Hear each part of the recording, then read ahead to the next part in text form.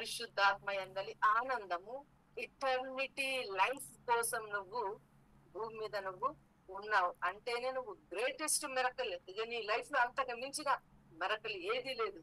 అందుకనే దేవుడు నిన్ను కోరుకున్నాడు, నిన్ను స్పెషల్ గా పట్టుకున్నాడు, నిన్ను స్పెషల్ గా ఆయన పిక్ చేసుకున్నాడు. ఆయనకి తెలుసు you are the right person. ఆయన కింగ్డమ్ ని నువ్వు రూల్ చేసే రైట్ పర్సన్ నువ్వే అని ఆయనకి తెలుసు. అర్థమవుతుందా? ఇక ఆయన నిన్ను పట్టుకున్నాడంటే ఇక గుర్తు పెట్టుకో, ఇక భూమి మీద నిన్ను ఎక్కడ ఏది కూడా ఆపే ధైర్యం లేదు, ఆ ఆ ఆ అధికారం లేదు అసలు. భూమి మీద నువ్వు నిన్ను ఆపే ఆ ధైర్యం అనేది ఎక్కడా లేదు.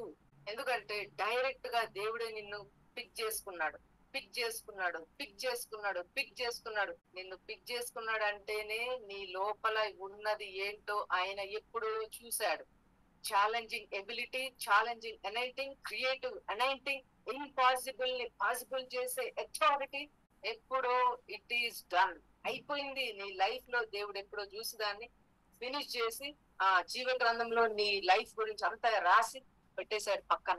అందుకని సంతోషంతో టఫ్ లోనికి ప్రవేశించు, సంతోషంతో డార్క్ లోనికి వెళ్ళిపో. హ్యాపీగా నువ్వు దేవుణ్ణి స్తుతించుకుంటూ ఆ పెయిన్ లోని దేవుని యొక్క ప్రైసింగ్ నువ్వు రిలీజ్ చేయి. ఎందుకంటే అది నీ అకౌంట్ లోకి వెళ్ళబోతుంది, అది నీ బ్యాంక్ బ్యాలెన్స్ గా మారబోతుంది. అందుకనే ఇది నీ గుడ్ ఆపర్చునిటీ, నీ గుడ్ ఆపర్చునిటీ. ప్రాబ్లం వచ్చిందా? ఎస్. నువ్వు రెయిన్ అయ్యే టైం వచ్చింది, నీ లోపల ఉన్న ఆ ఎబిలిటీ బయటకు వచ్చే టైం వచ్చింది, నువ్వు క్రియేట్ చేయడానికి టైం అనేది వచ్చింది. అరే ఏలియా, ఎలీషా, దేవుని యొక్క బిళ్ళరా, యాకోబు, ఇస్సాకు, వీళ్ళందరూ ఎట్లా క్రియేట్ చేశారు, ఎట్లా క్రియేట్ చేశారు వీళ్ళందరూ? యాకోబు, ఈ పేరుని దేవుడు ఎప్పుడో ముద్రించాడు జీవ గ్రంథంలో. అర్థమైందా?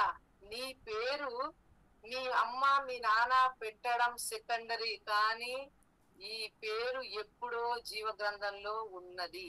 ఉన్నదాన్నే మీ పేరెంట్స్ పెట్టారు నీకు.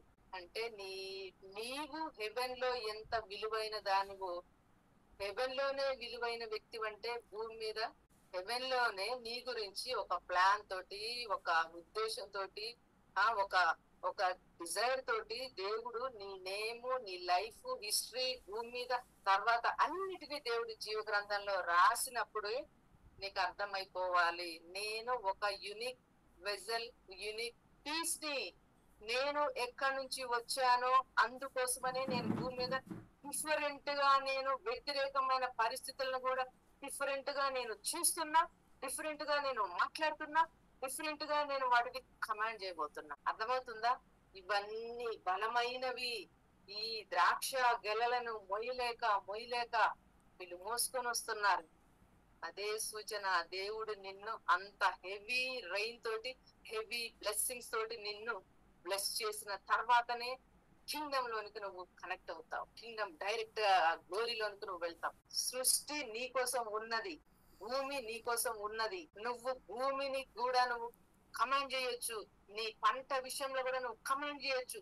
యేసు నామములో నా భూమితోటి మాట్లాడుతున్నా, మంచి క్రాప్ వచ్చేటట్లు నేను నీతోటి డిక్లేర్ చేస్తున్నా, నిన్ను ఆజ్ఞాపిస్తున్నా. నీ భూమి నువ్వు మాట్లాడినప్పుడు నీ మాట వినబోతుంది, నీ శరీరం వింటుంది నీ మాట.